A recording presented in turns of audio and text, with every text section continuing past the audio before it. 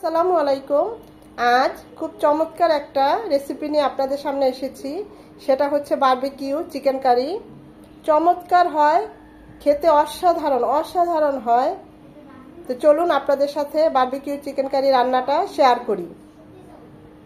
Chicken curry করার জন্য আমি প্যানে দিয়ে দিচ্ছি সয়াবিন তেল 3 চামচের মতো।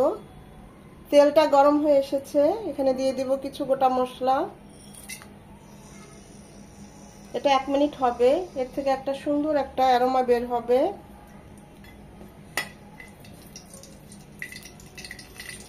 গোটা মশলাগুলো 1 মিনিট ভেজে নেওয়ার পর একটা পেঁয়াজ কুচি, বড় একটা পেঁয়াজ কুচি দিয়ে দিচ্ছি। পেঁয়াজটা নরম হবে।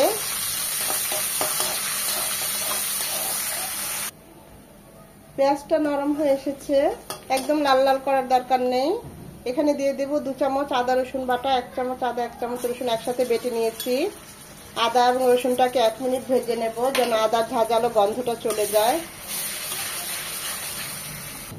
আদাটাকে 1 মিনিট ভেজে নেওয়ার পর এখানে দিয়ে দিব 1 প্যাকেট বারবিকিউ মশলা। যে কোনো দোকানে গেলেই এই বারবিকিউ মশলাটা পাবেন। এগুলো আমি একটু পানি দিয়ে গুলিয়ে দেব। একটু পানি দিয়ে মশলাটা গুলিয়ে নিয়েছি। এখানে আমি পুরো 1 প্যাকেট মশলাই দিয়েছি, সেটা এখন দিয়ে দিচ্ছি।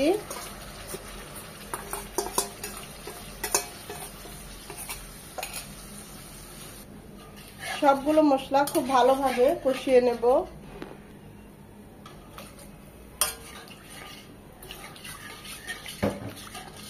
মশলাগুলো ধৈর্যের সহিত খুব ভালোভাবে কষিয়ে নিতে হবে। এখন এই মশলার সাথে আর দিয়ে দিব 1/2 কাপ টক দই, 1 চামচ ভাজা জিরে গুঁড়ো, 1 চামচ গরম মশলা গুঁড়ো, 1 চামচ হলুদ গুঁড়ো, যে যেমন ঝাল খান বাড়িয়ে কমিয়ে নিতে পারেন, 1 চামচ মরিচ গুঁড়ো। আপনারা হয়তো বলতে পারেন যে মশলার মধ্যে বারবিকিউ প্যাকেটে সব ধরনের মশলাই তো আছে, তারপরও আমি এই এক্সট্রা মশলাগুলো কেন দিলাম। আপনারাও দিবেন, এতে চিকেনের টেস্ট অনেক গুণ বেড়ে যায়, আরো ভালো হয় খেতে। খুব ভালো করে মশলাটাকে কষিয়ে নেব। মশলাটা কষানো হয়ে গিয়েছে, দেখতেই পাচ্ছেন উপরে তেল উঠে এসেছে। আসলে মশলা কষানো দেখেই বোঝা যায় রান্নাটা কেমন হবে। এখানে আমি 2টো পাকিস্তানি মুরগি নিয়েছি বা হাড় মুরগি, যে যেটা বলে, রেগুলার পিস 8 পিস করে এক একটা মুরগি কেটে নিয়েছি। এগুলো এখন দিয়ে দেব।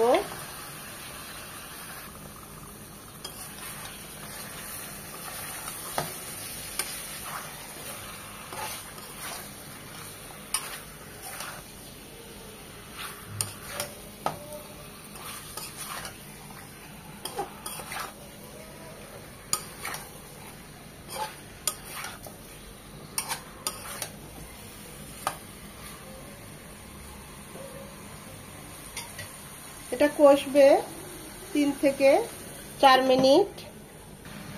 এখানে আমি 3টা আলু হালকা করে একটু লবণ দিয়ে ভেজে এইমাত্রই দিলাম। আমার ভিডিওটা অফ ছিল, আমি বুঝতে পারিনি। তো আলুগুলো দিয়েছি এখনই 5 মিনিট চিকেনগুলো কষানোর পর। তো এখন চিকেনের সাথে আলুটাও 2 মিনিট কষিয়ে নেব। হালকা করে ভেজে নিয়েছিলাম আলুগুলো, দেখাতে পারিনি, ভিডিওটা অফ ছিল, বুঝতে পারিনি। এটা আরো 2 মিনিট কষবে।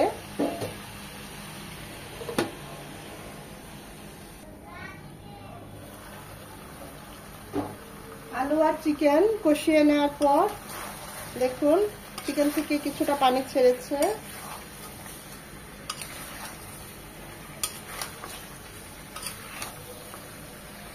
এখন কি যে সুন্দর একটা ফ্লেভার বের হয়েছে বারবিকিউ মশলাটা দিয়ে আমরা চিকেনটাকে রান্না করছি, সেজন্য আপনাদের বলে বুঝাতে পারবো না। এখন এখানে দিয়ে দিব চিকেনগুলো সেদ্ধ হওয়ার জন্য গরম পানি। এখানে 1.5 কাপ গরম পানি দিলাম।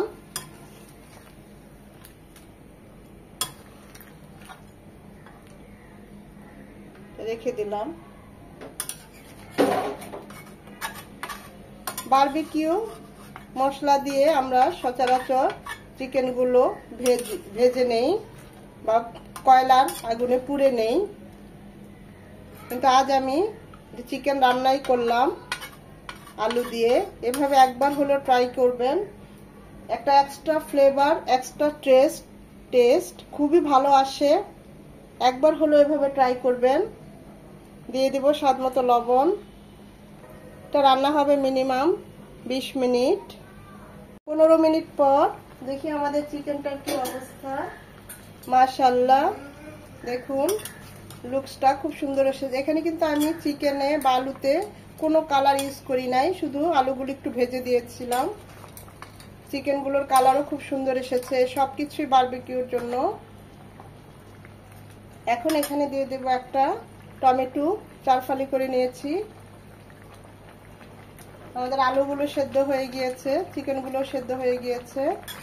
আর 4-5 মিনিট হবে, জাস্ট টমেটোটা একটু নরম হবে।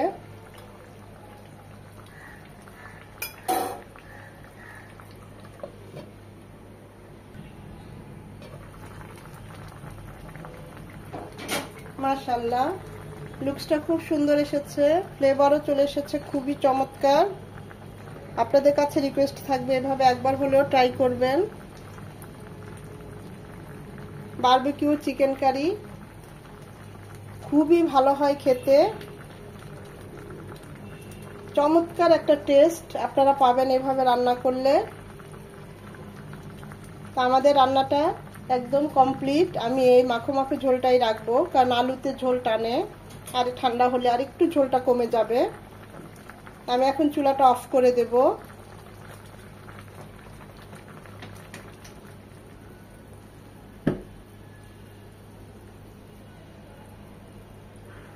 Barbecue chicken curry ready. দেখুন কতটা লোভনীয় হয়েছে, খেতে অসাধারণ হয়।